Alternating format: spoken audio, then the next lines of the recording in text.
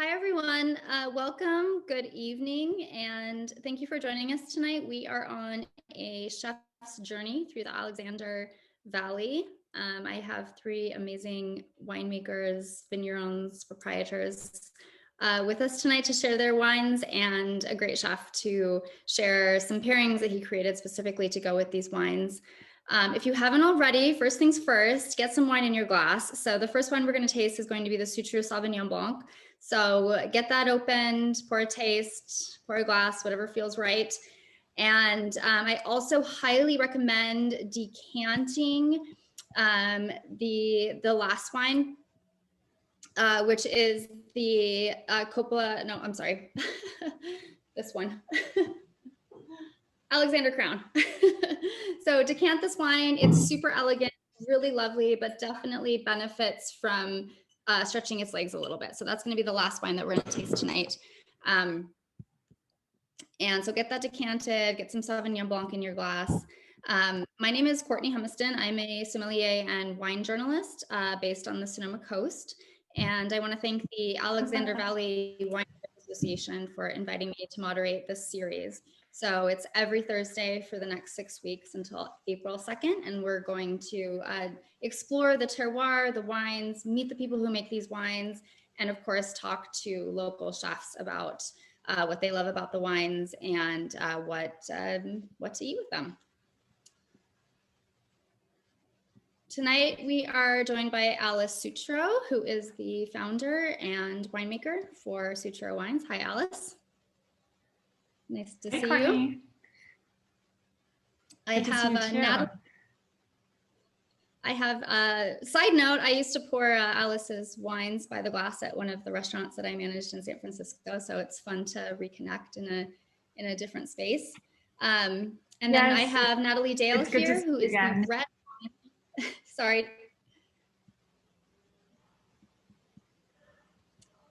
I have Natalie Dale here, who is the red winemaker for Virginia Dare Winery. And she is under the Francis Ford Coppola. So I have the chef and the winemaker there. So they're both going to be speaking from the same Zoom room there. Justin Seidenfeld, who is the director of winemaking for Rodney Strong. Hi, Justin. How are you tonight?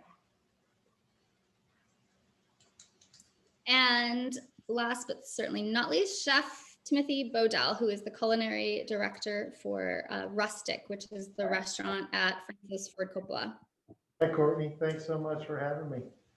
I'm really excited to be here. Thank you. Yeah, it's nice to see you. So we are in the Alexander Valley AVA, which is short for American Viticultural Area. These regions were created kind of based on the model which is used in Europe, which defines geographical climatic conditions. And the purpose is to explore these regions and what kind of creates and guides the styles of wines that come from this place. So we are in northeastern Sonoma County.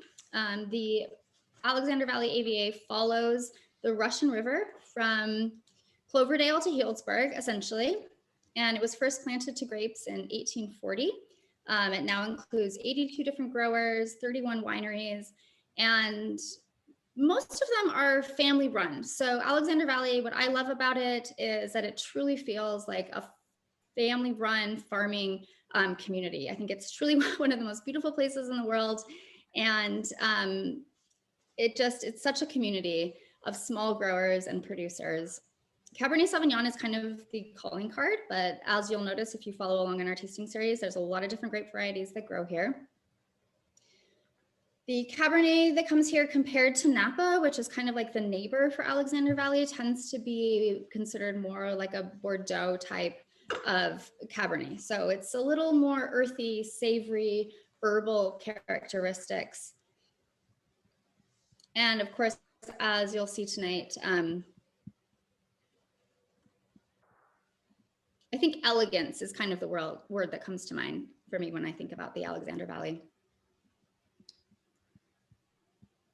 So Alice, let's start with your Sauvignon Blanc, which hopefully everyone has in your glass. Cheers.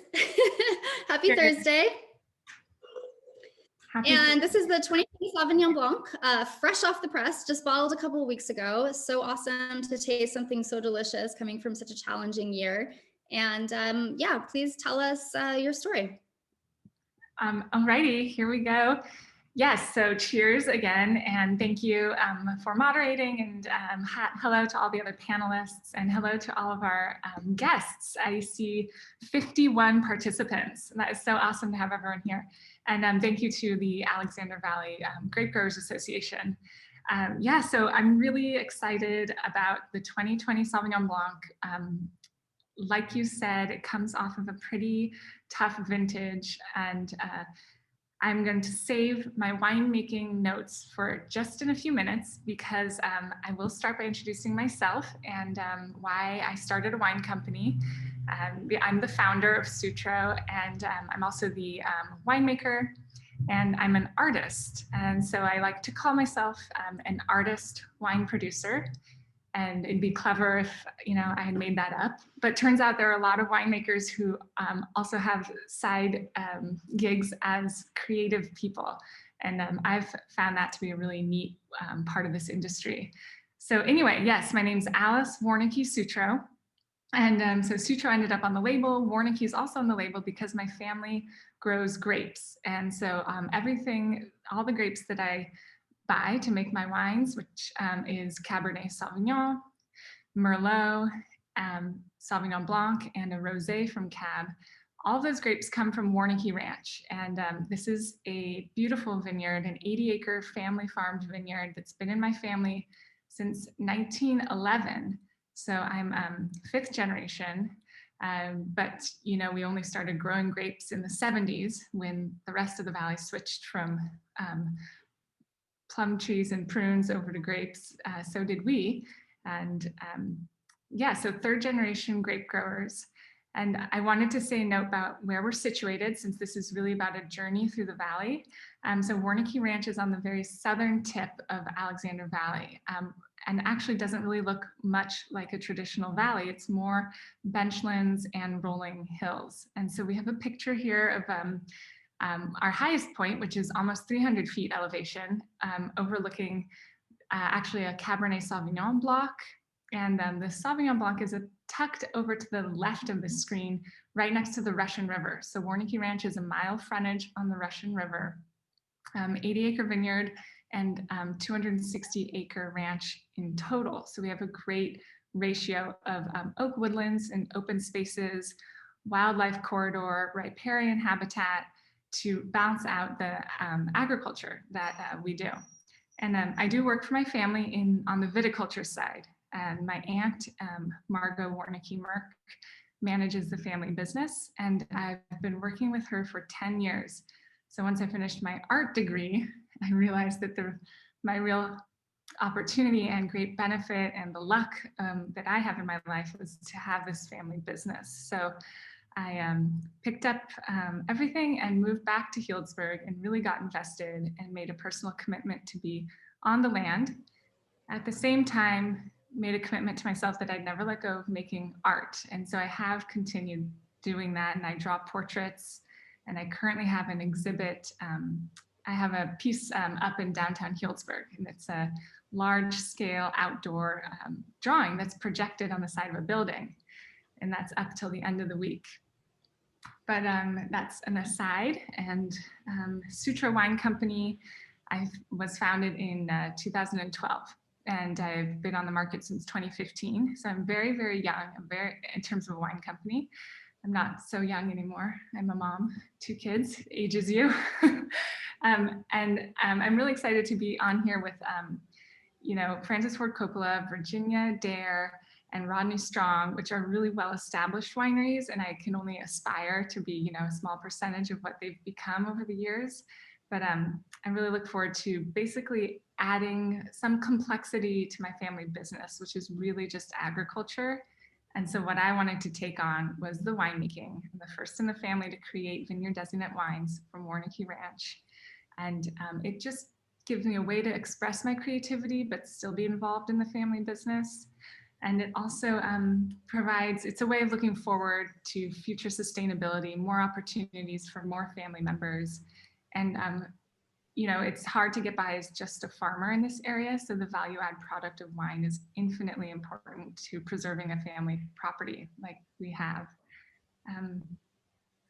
That's the whole story part. I'd love to speak about the wines and the vintage and the vineyard site. I'll pause briefly though, Courtney, if you had any. Yeah, absolutely. Take a deep breath. I just want to say, you know, again, like I met Alice when I was managing a restaurant in San Francisco, and she just came in and it was like total cold call. And to me, what you're doing, Alice, is like a true vigneron. So here you're farming the grapes, you're making the wine, hustling, doing hikes through the vineyard with your guests. It's just really awesome. And the wine is delicious. But what I would love to do right now is just to turn it over to Chef Timothy to talk about his pairing, which is the cavatappi pasta with Bloomsdale spinach and hazelnut pesto. And as a somm, I've always loved the way that chefs talk about wine. So let's pull in Timothy here and have him talk about your wine and what he loves about it, and how he selected this recipe. Well, thank you so much, Courtney. It's a pleasure to be here tonight. And cheers to everybody out there watching. And cheers to Alice. This wine is incredible. And it was a real pleasure to create this dish after trying this beautiful wine here. In one of our lead-up meetings to this exciting event tonight, Alice described this as a victorious wine, which really struck a chord with me. As everybody knows, 2020 was a challenging year, but ripe with opportunity to rise up to the occasion and still produce these absolutely incredible wines. So cheers to you, Alice. This is a true artistic expression, I believe, of the grape and the vintage, and your artistry certainly shines through with this wine. So thank you so much for making this delicious beverage here. And cheers to everybody out there. So the dish I created, like Courtney was saying, is a takeoff the classical pesto dish. If you can see some of these ingredients that we have on the table, I wanted to bring along some visual components. This is the pasta that we're going to be featuring. It's a cavatappi noodle, which is a corkscrew shape, which is very fitting. I love this noodle for pesto, not only due to the ridges, does it kind of grab onto that sauce, but also there's little holes throughout it. You know, not as wide as penne, but enough for a little of that pesto to get stuck in there and to create a really great dining experience. Parmigiano Reggiano, the undisputed king of all Italian cheeses, if not all the cheeses in the world. Some incredible estate olive oil, Meyer lemon, and you know, we picked all of our Bloomsdale spinach from our culinary garden at the winery, but I brought along some Tuscan kale. So I love this dish and this wine pairing. Alice's incredible wine here has such wonderful acidity, and certainly I think this dish plays off the wine. Certainly, you know, it's a soft, beautiful wine, but the lemon notes and this bright acidity just really, I think, sing with this dish. Now, the fun thing about pesto for me is you can make it year round. There's a small window of seasonality when Genovese basil is at its perfect growing conditions and seasonality. So it was fun to create this dish focusing on Bloomsdale spinach, which is, you know, a great leafy green to use in making pesto. It maintains that beautiful bright color. If you don't have Bloomsdale spinach, Tuscan kale is a great favorite of mine. But you know, the fun thing about being a chef and creating these seasonal pestos is you can really substitute any of these leafy greens with all different kinds of citrus, all different kinds of nuts, and you just create really an endless creative ideas on how to make this great pesto. So I hope everybody out there gets a chance to make this and try this great pairing. And Alice, it was a real pleasure to pair this dish with your wine. So cheers. Yeah, cheers. Fresh, good bitter greens and herbs are awesome with Sauvignon Blanc. And Alice, I have a question for you from the audience. Can you please expand on the flavor profile and winemaking style of the Sauvignon Blanc? Yes. Okay, great. Yeah, perfect place to go after Tim has kind of wet our whistle here and got us salivating. And the way, you talk about food, it's so cool to hear you because wine for me has always been like everything of the recipe in one glass, but all, together and integrated. And then you get to see it, the ingredients laid out on a table. And that's really the aroma profile of the wine. And so what we have here with the Sauvignon Blanc is it's definitely, a Bordeaux style Sauvignon Blanc, which is a moderate climate. And so we're able to harvest this fruit at about 22 bricks where it still has great acidity. So definitely crispness. And then in terms of aromatics, it leads with lemon peel. So it's a citrus and has apple and pineapple simultaneously kind of side by side with that citrus aroma. And there is the herbaceousness that's typical of Sauvignon Blanc in this, which is what you see on the table in front of Tim there, the green part of his recipe. And that's going to kind of match and pull the herbaceous part of the Sauvignon Blanc out as a real fun counterpart to all that fruit. And in this Sauvignon Blanc, though, it's not so much grass or asparagus. It's a little more subtle. And for me, it's more like a thyme or a white pepper. And because it's subtle, it's really great to go with a dish and have something that's going to pull it out and make it more remarkable. What I love about complex wines, aromatic whites, is that they have they have many contrasting elements at the same time. So the joy of drinking them is sort of having your palate being pulled in different directions simultaneously. This Sauvignon Blanc also shows typical minerality, which is just a bit of graphite and tingly on the palate. So real joy to drink, and definitely joyful coming off of a difficult 2020 vintage with fires and COVID restrictions that made fieldwork really hard, and a couple of heat waves late in summer that might have crushed a delicate fruit, but this our site is right by the river, so we've got great fog and cool nights, and it helped preserve the acidity in this vintage through those those really hot periods. So that is the aromatic profile. And then in terms of winemaking, I did separate the lots here, and so half of the tonnage came in and went direct to press with stainless steel tank fermentation, and that is the best way in that anaerobic environment to preserve the nuanced, delicate floral attributes of Sauvignon Blanc. But half of it, I went ahead and did extended maceration on it for 24 hours, in a cold room with blanketed with dry ice. But it is still exposed to air a little more, and that oxidization actually shifts the aromas a bit more towards the apple and pear. So that was, winemaking intervention, just kind of flexing the muscle of what you can do with the fruit. And furthermore, we split the lot again, and half of it was native yeast fermented in neutral oak. And that is just a really great way to strengthen the tie to the terroir. So you're going to get deeper aromatics, and you're also going to get more texture and play on the palate. And the other half was a commercial yeast, Delta, and that was in the tank. And again, it's just more of a controlled environment to preserve floral aromas.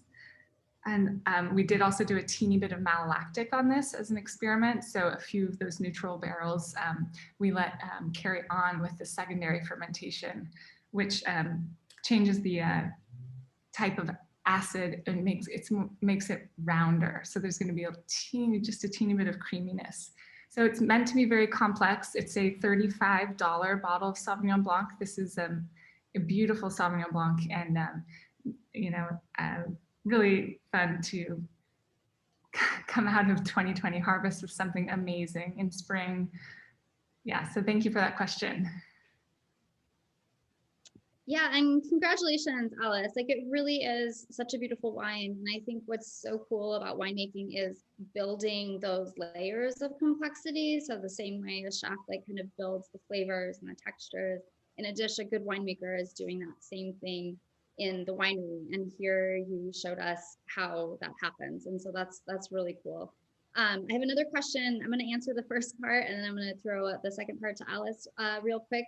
So the question is, the first part, which I'm going to answer, is how long can this wine age? And I love Alice's reference, as this is more like a Bordelais style of white wine. I think well-structured, well-built white wines can age for a very long time and take on different unexpected characteristics. So I would say, yeah, buy a case and lay it down and see what happens. I think it's going to age very beautifully.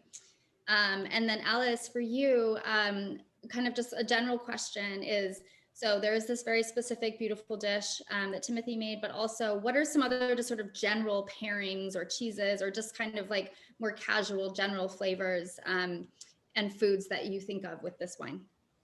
Yeah, okay, great. So I'm going to go to oysters, which is super classic match for Sauvignon Blanc. But I'll tell you why. It's because oysters are so salty that it's really fun to have the strong acidity of a white wine, of a Sauvignon Blanc, to really carry that saltiness. I also love the oyster pairing because oysters are also all about texture and just smoothness with kind of crunches of salt, and it makes you think about the structure of a white wine also, and that there is minerality, which is kind of like for me, it's like licking a battery. It's a bit of that zing of a tingly sensation, like a copper. And otherwise, I do really love the Sauvignon Blanc. And this is gonna maybe reveal too much about me, on with buttered bread, not even toasted, and then sprinkling salt on top of the butter. And so just the creaminess of butter placed right against like the acidity and the citrus of my Sauvignon Blanc is something that's makes me really happy. Well, that's great. There's no gluten shaming going around here. Thank you for that. That sounds awesome. And just real quick, how can guests visit you and buy your wine? All right. So like I said, I'm very small, but I am motivated. So what I do for hospitality, and what I love to do, is take visitors on a vineyard hike, and I do it myself. So it's with the proprietor, and it's about 35 minutes, and you can book through my website, which is sutrowine.com. And then we follow up that hike at the facility where I make the wine, where I supervise the winemaking, which is actually Medlock Ames, right across the street from us on Chalk Hill Road. So that is my tasting setup. And you can buy online, and I also have a wine club, of course. And so all that is at sutrowine.com, Instagram at sutrowine. And locally, if anyone's tuning in from San Francisco, I am at California Wine Merchant on Chestnut, which is a great wine shop. And I, in Healdsburg, have the wines at Oakville Market, right off the plaza. So those are very two easy places to grab off the shelf. Thanks. Awesome. Thanks so much. And if you are trapped in a snowstorm somewhere in this country, I just want to point out that it's been 70 degrees and sunny in Northern California this week. So when it feels safe and right to you, definitely come visit us. Yeah. Thank you, Alice. That was awesome. Thank you so much. Next up, Natalie Dale. So she is the red winemaker for Virginia Dare. Hi. Natalie, there you are. Awesome. Hi. So tell us a little bit about yourself, how you came to have such an amazing job, and what is the direction that you take with the red wines at Virginia Dare? So Virginia Dare is one of the Francis Ford Coppola wineries, if you didn't know that. And it's been a really great journey. I've been with the company for about 10 years now. And I first started, I graduated from Cal Poly, and then I went and did harvests all over the world. I went down to Chile and New Zealand a couple times, Australia, and up to Oregon, and then South Africa. And honestly, the best wine growing region is right here. There's so much great food diversity and amazing abundance, and just amazing wines that come out of this region. So I had to come back.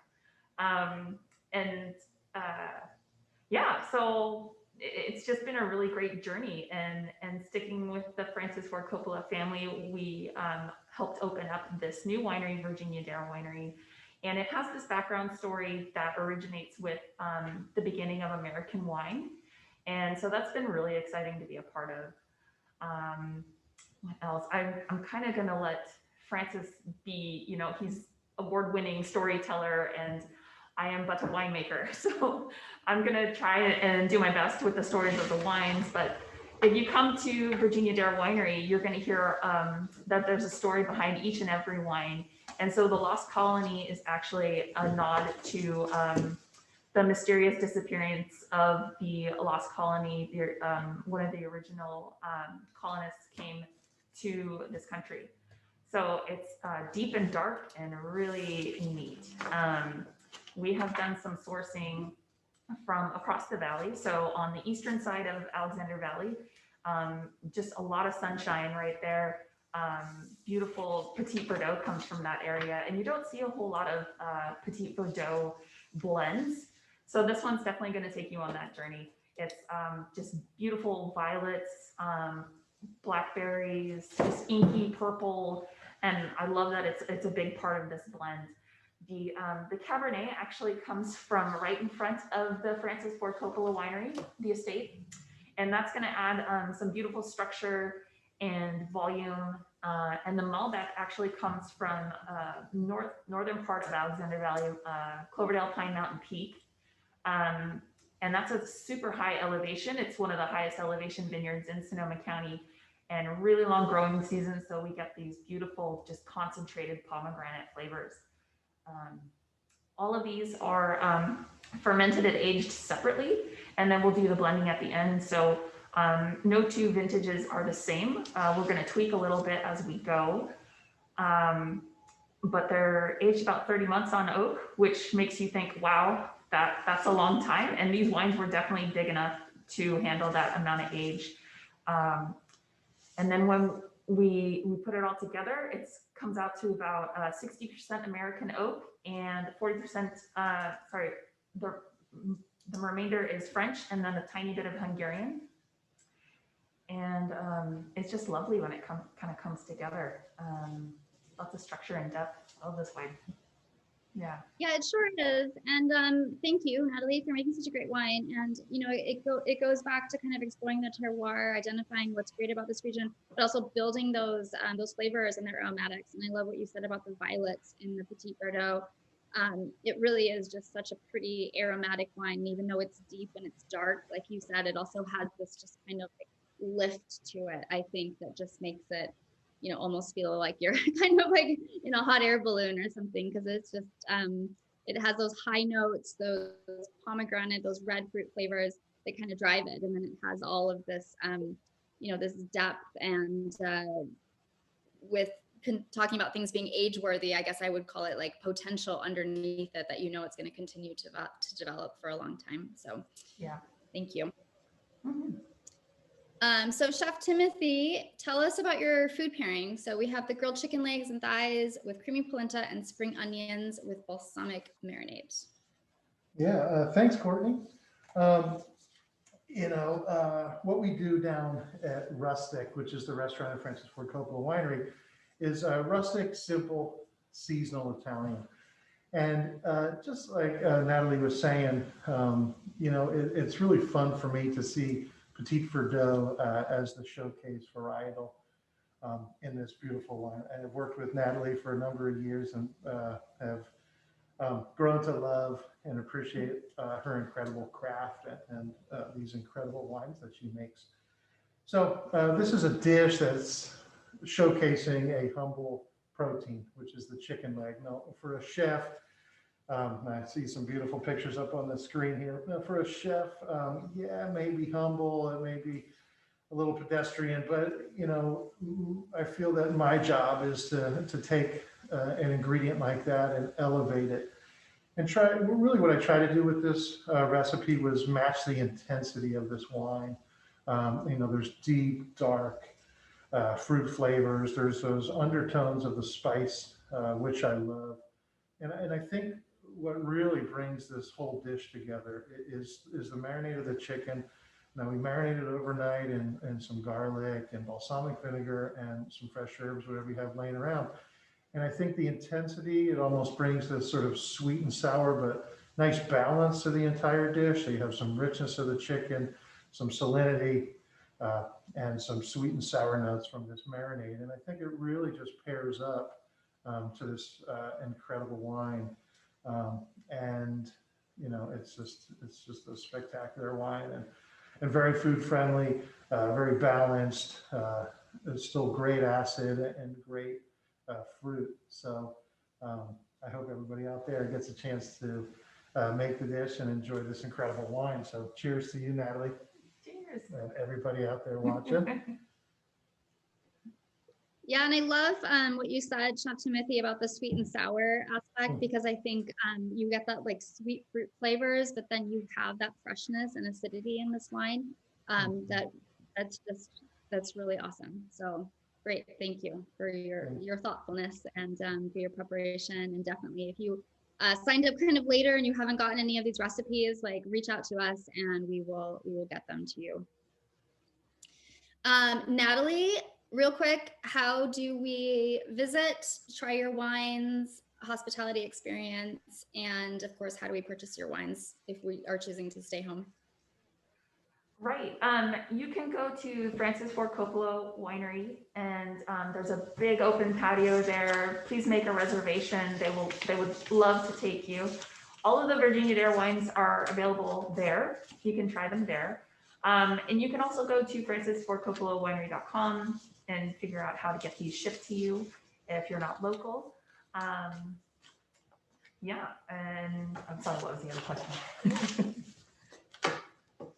That's perfect. So Francis Ford Coppola book listing, big outdoor space. It's beautiful. I've been there. It's amazing. And just to say the C word here, like Sonoma County is being very COVID conscious. And as you can see, Natalie is wearing her mask and it is feeling like a very safe place to visit these days. So I just want to encourage everyone to think about that in terms of kind of like, local travel. It's pretty awesome up here. So thank you, Natalie. Okay, I'm going to move into the last wine here, and hopefully, as I mentioned, you got a chance to decant it. If not, fine. But I'm super excited to taste this wine with you and to hear from Justin about this vineyard because it's a super special place. So I will turn it over to Justin to tell us about the 2015 Alexander's Crown Single Vineyard Cabernet Sauvignon. Absolutely. Well, thank you again, and to the prior winemakers, your wines are amazing. So thanks for including me with this great group. This wine, our 2015 Alexander's Crown Cabernet, comes from probably one of the most iconic vineyards within Sonoma County. This was the very first single vineyard Cabernet to be produced in Sonoma County, dating back to 1974. And when Rodney started this concept of hillside farming, when he planted the vineyard in 1971, people didn't really farm too much on the hillsides. Sonoma County was really farmed on the valley floor at that time. And so it was sort of a unique proposition for him to go up and farm something that was a little bit more challenging. But what Rodney realized was the crown of this hill, which is the singular block that this wine is made from, had a completely different soil composition than the rest of the vineyard that it oversaw. It had a much redder dirt. It had soils that had iron and more nuanced. It has obsidian and chert and other rocks and compounds that really lead to a more unique characteristic. Now, this vineyard is located in the Jimtown area in the southern part of the Alexander Valley, and was the home of Rodney Strong. I mean, he loved this place so much that he built his house there. And it's now the home of our current owner, the Klein family. So Rodney Strong is a 62-year-old winery. We've been doing this a long time. You know, after our founder got into some financial trouble, which is Rodney Strong, the Klein family purchased us in 1989 and have owned us for the last 30 plus years and have really invested in trying to make this winery that much better than what Rodney did. Rodney was a pioneer and an innovator, and he was doing things at the time like establishing the AVA system in California, being being a member of the groups that established Alexander Valley, Russian River Valley, Chalk Hill, and Sonoma Coast back in 1983. And so through his whole life of being an innovator, whether it be planting hillside vineyards or the first to plant Chardonnay in Chalk Hill, he wanted to make a mark. And this Alexander's Crown was that mark. When Robert Parker was getting his start with, at the time, the Baltimore Wine Advocate, which is now one of the most foremost wine publications in the world, the very first Cabernet that he ever reviewed was this wine, the Alexander's Crown Cabernet. And he liked it so much that he put it on the cover of his first issue. And so that catapulted Rodney Strong into the limelight of, and Sonoma County to some extent, that we do truly make some of the best wines in the world. And as we've learned more, I like to use a saying quite often, which is passion plus practice equals progress. And we've had so much practice and we have gobs of passion in our team that we've just been able to continue to make this wine better and better. From a winemaking perspective, this wine is all native fermentation. It comes in, this little 15-acre vineyard comes in 12 different picking sections, and each one is fermented separately, all natively, and then goes down to 100% new French oak barrels. We have done a lot of kind of trial and error experimentation with different cooperages to find what kind of oak best complements this style of wine, which we find to be quite elegant, especially being that this is a pure wine, 100% Cabernet Sauvignon. It's all Clone 4 Cabernet, which at the time that was planted by my predecessor, Rick Sayer, who was mentored by Andrei Telechev, was the favored clone of the BV Cabernet trial. So we went with, at the time, what was considered everybody's favorite clone of Cabernet, which is Clone 4, and that is the only clone that is planted in Block 1, which is where these grapes come from. Mostly, we're sourcing this from the south and west facing aspects of the vineyard, although it does encompass 360 degrees of aspect. And that gives us a little bit better ripeness, but it balances that acidity nicely. So we still have those blue fruits and little bits of red fruits, but the linden and floral compounds and soft tannin profile to finish it off. This wine goes to bottle unfiltered. So if there wasn't an ingredient label on the back, it would say grapes. That's it. So pretty much as natural as it can be. And it's a wine that is truly quintessential Rodney Strong. It's the most iconic wine we make, and it's one of the wines we're the most proud of. Justin, thank you so much. Yeah, it is such a beautiful wine. It is really elegant. You know, I don't use the word silky very often, but it definitely has that just kind of like nice texture. And I just, again, love the complexity of the wines that come from the Alexander Valley. So Justin, you mentioned that mix of like red fruit and blue fruit and floral aromatics. And that definitely is coming through in this wine. It's really lovely. Chef Timothy, I'm going to call you up here and have you walk us through your food pairing and hear your thoughts about this wine. And this is the pan-roasted rack of lamb with fingerling potatoes, Swiss chard, and blueberry. Thanks, Courtney, and thank you, Justin. It is a real pleasure to drink this. It's only Thursday, but what a time to celebrate this incredible wine. And I fully concur that this is an absolutely iconic and classic, pure expression of the terroir, the incredible vintage, and the fruit itself. I think Courtney, I think you mentioned silky, soft tannins, the bold fruit flavors are just an automatic slam dunk with the earthy, rich, fatty, gamey qualities of the rack of lamb, which for me is to pair this beautiful caramelized rack of lamb with this pure Cabernet is just an absolute delight. I think the caramelization that's achieved during the roasting process of that lamb to bring out the natural sugars of that protein really matches up the intensity and the toasted qualities of this incredible wine. The wine has incredible balance. It's juicy, it's lush. So it is absolutely incredible and a fantastic way to end this beautiful portfolio of wine. So cheers to you, Justin, and the incredible team over there. What a spectacular wine. Thank you so much. Thank you very much. Thank you, Chef. That looks so good. Justin, how do we visit you and how do we buy your wine? Absolutely. So we would love to host you at the winery, which is kind of right as you're pulling into Healdsburg. We have a beautiful outdoor terrace that overlooks the vineyards next to the winery and great shading. We also have our green. We actually used to, and we will again host concerts at the winery.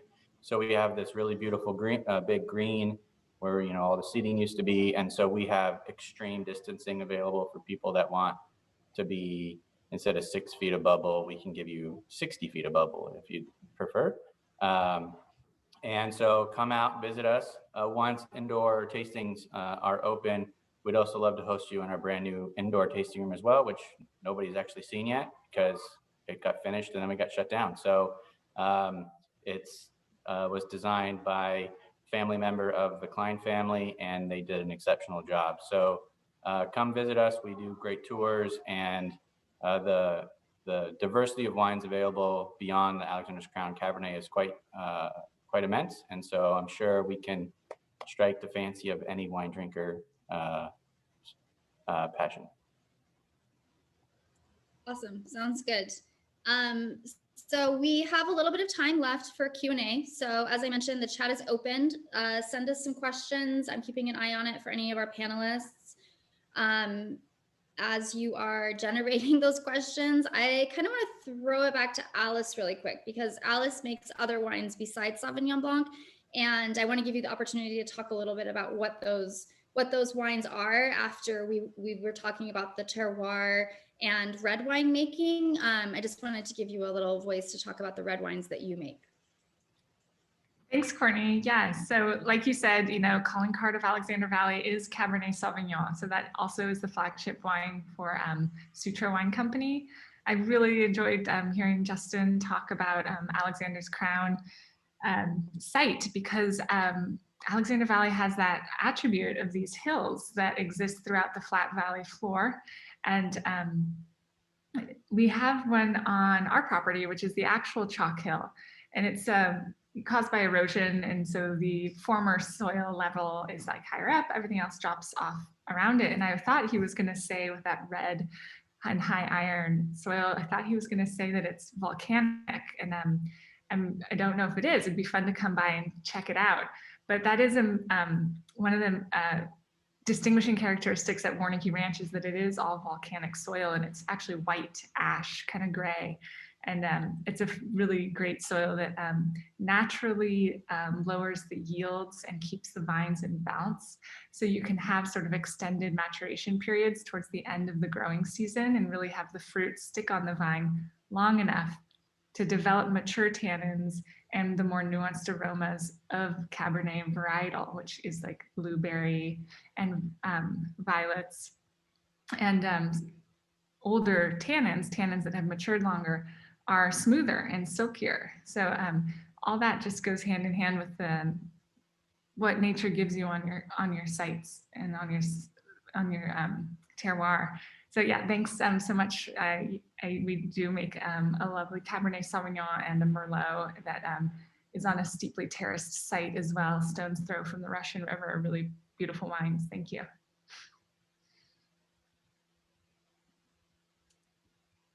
Yeah, thank you, Alice, for for walking us through that. And again, yeah, it's just this is such a special series, I think, because each week we're going to learn a little bit more about these very special places, how they're farmed, how the wines are made, and the thing that I love about wine so much is that it's farming and it's soil and it's science.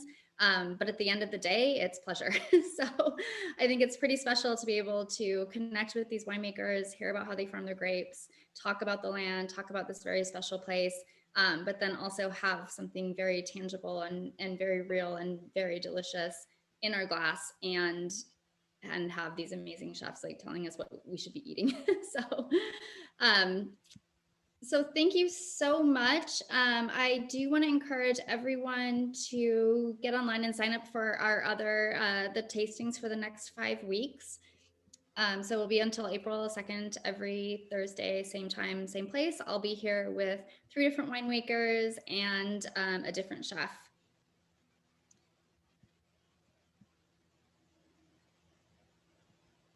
So with that, sorry, I'm just checking the feed here to see if there's any unanswered questions that I can answer. But yeah, do please go to alexandervalley.org is the website where you can purchase wine to taste along with us, download the recipes, but also you can just come and hang out with us and learn and just enjoy the experience. So, Hey, Courtney, if I may. does any We have a few questions too outstanding. Yeah, there was a question that I noticed okay. that was asking if we ship wine, and the answer is we do. You can go on our website, rodneystrong.com, and we can ship it pretty much anywhere you want it to go. We actually have some pretty great promotions right now where 20% of all purchases made through our website right now are going to go to food bank, the Redwood Empire Food Bank, so to help out Sonoma County in this difficult time. So go there and pick up some great wine. You'll also be helping out some great people as well. Awesome. That's so cool. Thank you for doing that. I have a couple questions for the chef. Can I pan sear the lamb, or is oven the best method to cook it? You can definitely pan sear it.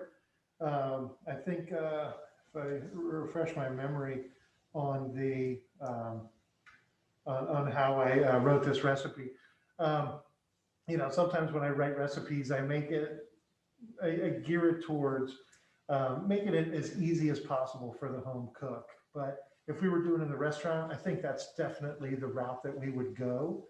You're going to have a lot more control over the caramelization and ultimately the internal temperature of your final protein. If you sear it first and you really develop that great caramelization on the rack of lamb while still having it nice and, you know, rare, medium rare on the inside. So once you establish that great caramelization on the fat cap of that rack of lamb, then I would suggest putting it into, you know, 400-degree oven at home. You don't want to cook it too fast, but you have a lot more control over the caramelization and the internal doneness of the rack of lamb if you start it like that. If you're comfortable doing so, you know, it's, you know, that sear requires high heat. So I encourage everybody out there, if they do try it, just to be careful and don't overcook lamb. Yeah, there's, you know, a great fat cap and some fat on the outside of the lamb, but generally inside that loin, it's a fairly lean piece of meat. So you definitely don't want to overcook it. And another tip for cooking the rack of lamb is it'll just because it is fairly lean, it'll feel a little more rare than it actually is when you're testing it for doneness. So a probe thermometer will help you get there. But yes, that's a great question. Thank you. I think that would probably be the best way to do it, is to pan sear it and then finish it in the oven. So good for you. That's awesome. And what is that what is that internal temperature that you're looking for, Chef? Thank you. Well, I'm sort of shooting for that medium rare temperature. So I like to take it to, 115, 120, and then let it rest and carry up slightly. There's a lot of variables that'll go into consideration there. But if you're searing it and finish it in about a 400-degree oven, I would pull it around that 115 to 120 and let it carry up. The carryover cooking to let sort of the juices reassimilate into that piece of meat. And then ultimately, you definitely want to make sure you rest it for 10 or 15 minutes, and then slice between the bones, and you should have that perfect medium rare temperature. Perfect. Thank you. Yeah, resting your meat is something that a lot of home cooks we forget to do. So that's awesome. Definitely. Thank you so much. You bet. So there's another question about aging wine. I'm going to go ahead and tackle this one myself. How long can wine age? That's the great mystery. What I will say to our guests who are asking themselves those questions is that wine ages based on the backbone of the wine. So we're talking about tannin, alcohol, and acid. And these are very well-built, well-structured wines. They're made to be age-worthy. That being said, I think they're very pleasurable right now, but they are built to age. What does that look like 10, 15, 20 years? We don't really know. And a lot of that has to do with your personal preferences in terms of what you like to experience in wine. So if you like more kind of savory, herbal characteristics in your wine, an older aged Cabernet is going to be for you. If you like primary fruit characteristics, drink it young, enjoy it, celebrate life. So yeah, it's not magic, but I will say that both of those wines are very well built and well structured wines. And they are age worthy, but they're also very pleasurable right now. And Chef, one more quick question for you. And I actually really love this question. How long does your pesto stay fresh in the fridge? So can we make a big batch of pesto with like our abundance of herbs and put it in a mason jar and keep it in the fridge for a while? Absolutely, yeah. And I love all the food questions. Keep them coming. We got a few more minutes. Pesto, definitely. Certainly, if you're using Bloomsdale spinach as it calls for in this particular recipe, or Tuscan kale, which I have right here, which is another great leafy green to make pesto with. Those really maintain that great color. And in the recipe, you'll see that it calls for the zest of the citrus. And once you start adding acid to your pesto, like the actual juice, it can cause that pesto to turn a little bit of color. So that's why you'll see in this recipe that it only calls for the zest. And then what I like to do right before service, like the last second, right before you're getting ready to serve your guests, then you hit it with a little bit of fresh squeezed juice. But if you're using spinach or kale, those are very forgiving and they freeze really, really nicely. Basil can be, I'm sure everybody out there that's watching knows, can be a little temperamental. It certainly depends on how it's prepared and whether or not you put acid in it. But if you please feel free, go ahead. It freezes really well. And it's a great preservation technique. When you're getting these huge harvests of kale or spinach or basil, it's really a great outlet to preserve those flavors of summer or winter or whatever the case may be. We like to, I like to use those deli containers. You find them, at the grocery store. They come in half pint or quarts, and you can stack those up in your freezer, and they do really well. In the refrigerator, it'll last several days, and it's terrific. Not only tossed with fresh noodles, but it's really wonderful as a dip with other fresh vegetables from your garden, or a spread on a sandwich, or a spread on a pizza. So let your creativity run wild, and think outside the box when it comes to pesto. But you can certainly freeze it.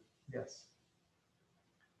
Cool. That sounds great. We're all going to go harvest all of the greens that are sprouting in our gardens and make some pesto and put it in the freezer. Excellent. That sounds great. Cool, great. Well, I don't have any other questions. So I'd like to kind of wrap it up and just thank our panelists, these amazing, talented people, and thank our guests for attending tonight. And again, like, please do go to alexandervalley.org and sign up for the next 5 weeks, because it's going to be really cool. And I think we're going to come out of this with such a great understanding of the Alexander Valley, and just meet a lot of really interesting, fun, passionate people making really great wine. So thank you so much. Thanks, Courtney. Good Thank night. you. Good night.